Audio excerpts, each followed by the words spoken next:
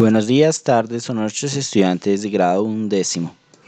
Esta semana en la clase de filosofía continuaremos con la teoría de Hegel, ya para finalizar a este filósofo que es de gran valor en la medida en que varias personas indican o están de acuerdo en que antes y después de Hegel se establece un cambio en la comprensión filosófica y por ello en la comprensión de casi todas las ciencias sociales. George Wilhelm Frege. En esta ocasión nos concentraremos primero en el espíritu absoluto.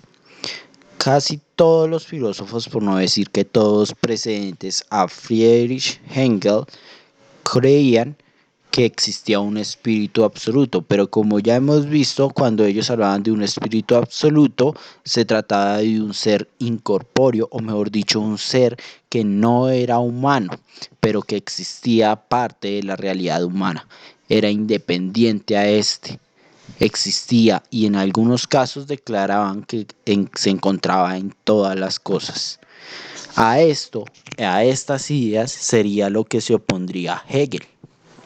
En principio, Hegel sí utiliza el término espíritu absoluto, pero él dice que no es algo que exista fuera del ser humano. Hegel declara que, en principio, el espíritu absoluto es en realidad todo el proceso y toda actividad humana. Es la unificación de cada actividad o cada sujeto, cada acción que realiza un individuo. Cuando todo esto se unifica y se convierte en una totalidad, es el espíritu absoluto. Entonces, en términos menos metafóricos, ¿qué sería? El espíritu absoluto para Hegel sería la historia humana en sí, toda la historia humana, la historia de todo un individuo. Cuando todo eso se conjuga, se convierte en el espíritu absoluto. ¿Por qué?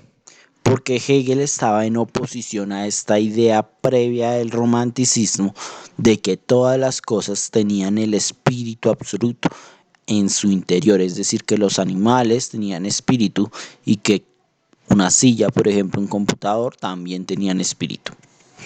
Bueno, en esta época. Hegel se opuso a esta idea, ya que según él, espíritu solo lo poseía el ser humano.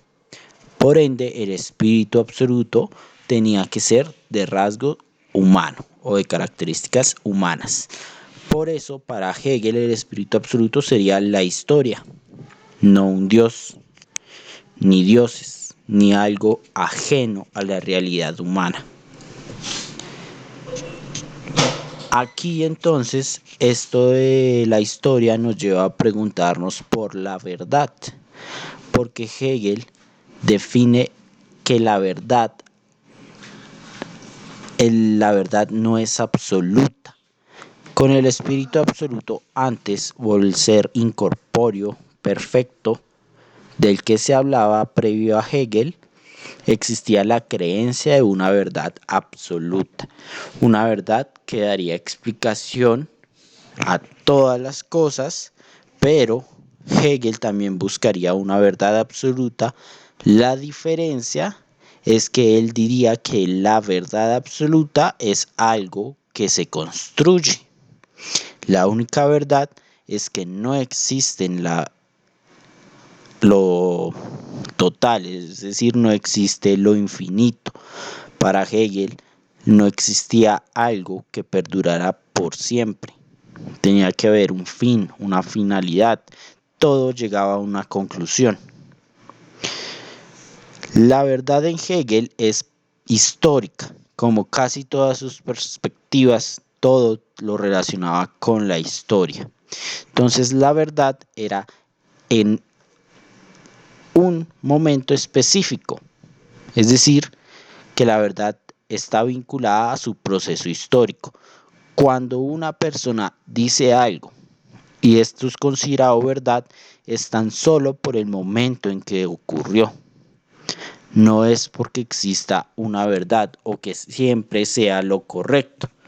Es ahí cuando incluimos la perspectiva del bien y el mal. Según Hegel, no existe un bien absoluto ni un mal absoluto como se cree en la religión.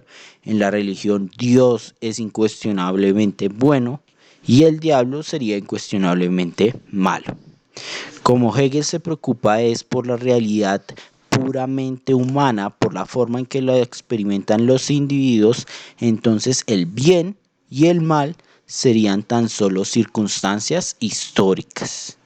Es decir, para ejemplificar, algo que es bueno o correcto en un momento, por ejemplo, la discriminación racial en el siglo XVI era el pensamiento predominante y por lo tanto era lo correcto. En el siglo XXI es visto como algo inadecuado, inmoral o incorrecto. ¿Por qué? Por lo anterior. Porque las perspectivas del bien y del mal son tan solo circunstancias históricas y que van cambiando a través del tiempo, para lo cual Hegel desarrolló una teoría sobre la evolución de la razón.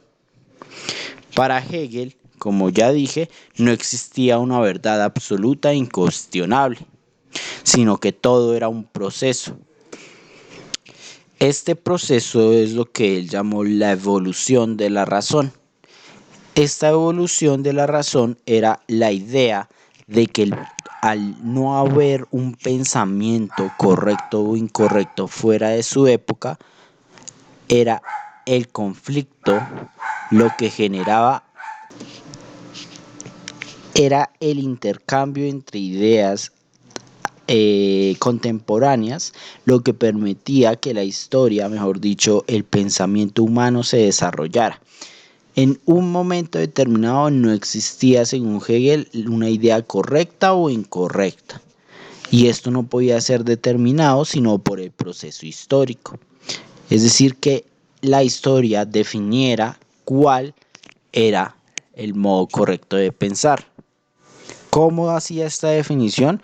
Pues lo hacía a partir del conjunto de acciones individuales o humanas que hacían que una de las teorías o una de las ideas perduraran en el tiempo. Esto es lo que ya vimos de él, como él definió dialéctica.